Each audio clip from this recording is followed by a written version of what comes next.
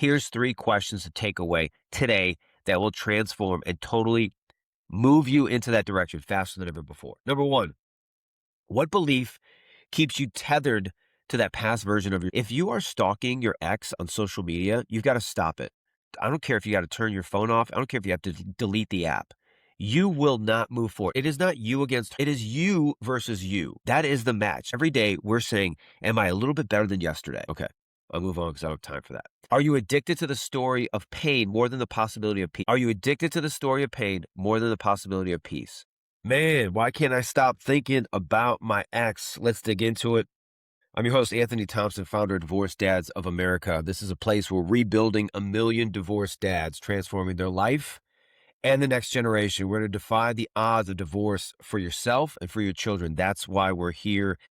That's what this is. Frameworks, systems, everything you need to start right now today. I'm going to give you a challenge probably at the end. There's going to be a few questions that you can take away. Do something with this. Do not just consume. I don't need more divorced dads that are sitting and doing nothing. I want to see you guys out there activated, engaged, and changing your life. One of the questions that happens the most starts with this about the ex. She's gone, but she's not. You still hear her voice when you're driving, maybe when you pass that place, when you go by a certain area, you replay what you said, what you didn't say, maybe what you could have fixed. Every time your mind loops back to her, you lose energy, you lose focus, you lose peace. So I guess why can't you stop thinking about her? And what can you actually do about it? Now this is going to be a little bit broad. There's some dads that could care less about their ex. There's some that still, still want to talk to their ex. Their ex left and they were still in love. They still had this moment. So I'm going to do my best to talk a little bit about both, because what I do hear often is how much that you are thinking about them, how much that you start to ruminate about scenarios and about things. What do? Right? Your mind has been wired, many of you, for years, maybe more than a decade, with this individual that was your best friend, the love of your life. I've been there. That was me. The person you were always with, the person you confided in, the person you sit on the couch with and joke and have fun and all of those things and all of those memories all around the world. Now they're gone. And what do? One of the things in REBT is goes like this. It's not the event. Again, we talk about this a lot. It's not the event. It's the belief you still hold about the event. Many are not obsessed with your ex. Maybe you are. You're attached to an identity that you had with her. That's what's going on here. You're attached to an identity that you had with her. I didn't want to see my ex leave. The identity I had and the hole and the failure that I faced was that I was no longer married. I was contaminated goods. I was a virus in this faith world that I lived in and I grew up in. How could a guy like myself, who traveled and worked with some of the greatest ministries and greatest pastors and greatest leaders in the world, how could his marriage get blown up? How stupid was he? How foolish was he? These are all the thoughts that I would have for myself about what was going on. I should know better. How did I miss it? How did I not have this handled? How did I not have this buttoned up? How could she just leave? And so I had to deal with so much of that failure, so much of that loss of that identity, that now I've blown something up that in my life, in my world, that wasn't supposed to happen. Neuroscience says it like this: the brain releases dopamine when replaying emotional memories. And so your brain literally confuses pain for connection. That's what happens in many of these times. And I guess for me, it wasn't as difficult, although there are times. I remember that one of the most recurring things for myself, one of the most recurring things that I hear with dads is how they're online and they're searching and looking of what their ex is doing. It's like this social stalking that they're doing. Well, is their life better than mine? Are they having more fun than me? What are they doing? Where are they going? What's happening? Have they moved on more than I have? Right? And there's this comparison, and comparison is the thief of joy. So Rumination increases depression risk by 200%. So if you want to get depressed, start ruminating about all of those things. There's the science and there's the data. You are guaranteed to go into a black hole. And I want you to think of your mind like tabs on a browser, right? I don't know about you, but I'm a tabs on a browser guy. Google Chrome right now, I think I got about 20. Every what if is another tab draining your battery. Forgiveness is the act of closing the tab. Think of it like that.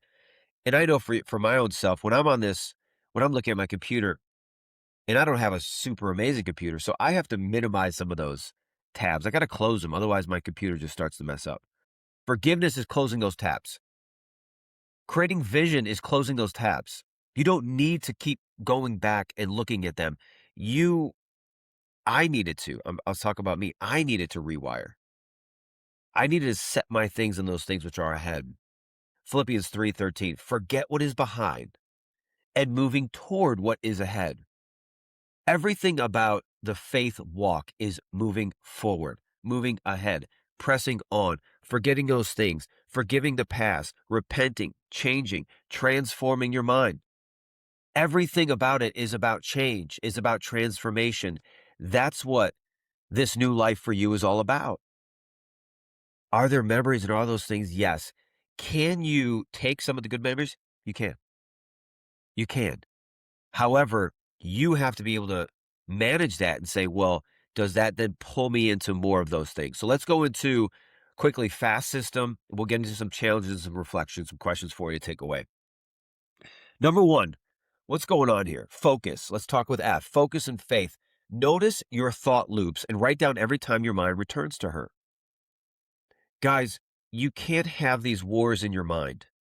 You can't fight a thought with another thought. You have to get it out, analyze it, become aware to it, so that you can then take the right thought, the correct thought, the good thought, the forward-focusing thought, and transform it. First, you got to write it out. Get it out, write it out, what's going on. Two, awareness. Identify what emotion that loop brings up. Is it anger, regret, loneliness, fear of failure, fear of not being fear of not being good enough? I know for myself, failing like this in a marriage is, what a loser. What a loser. How could this guy get divorced? Speaking to myself. And maybe you felt like that. Maybe it came off and swiftly, but become aware of it. The emotions, I'll tell you what, those emotions will drain you. If you're looking to move forward or in any way, you'll be drained. You won't have the energy. You won't have the drive. You won't have the vision. You won't have the mission. They will not be there. That is why the enemy comes to steal, kill, destroy, and distract. John 10:10. Why? He doesn't want you getting into a future that's rebuilt. He doesn't want you having a mind that is restored. He doesn't want you becoming an awesome dad, even better than before. He doesn't want you to crush moments and maximize those. Absolutely not. He wants your children to be buried in rehab, stuck on drugs, you know, teenage pregnancies, jail time, uh, all of those things. That's what the enemy's after for your children and after you.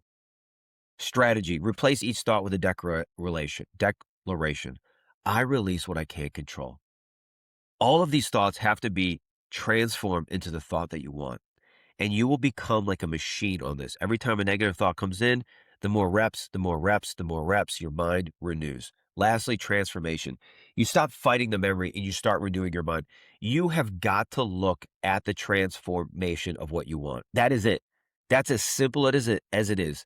You cannot look at the past. You cannot focus and ruminate on the past. You have to move into the future. So let's go into a challenge here. I think for you guys, Philippians 3:13 literally needs to be a life verse for you.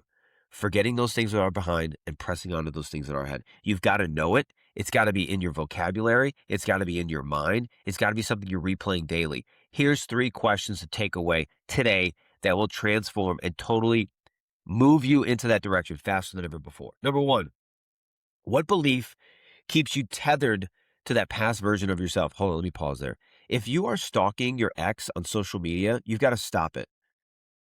I don't care if you got to turn your phone off. I don't care if you have to delete the app. You will not move forward. It is not you against her. It is you versus you. That's it. That is the match. Every day we're saying, am I a little bit better than yesterday? Okay. I'll move on because I don't have time for that. Are you addicted to the story of pain more than the possibility of peace? Are you addicted to the story of pain more than the possibility of peace? 3, what would happen if you actually forgave yourself? What would happen? What would you do? What would that feel like? Just forgiving yourself. What would it feel like if you just said, I'm going to move forward? I'm not going to think about my acts unless I'm praying for her, blessing her, forgive, just being forgiving towards her. I'm going to move forward. What would those things feel like? Two things you could do. One is the ascent. These worksheets, frameworks, and systems are in there, and our site group link is in the description.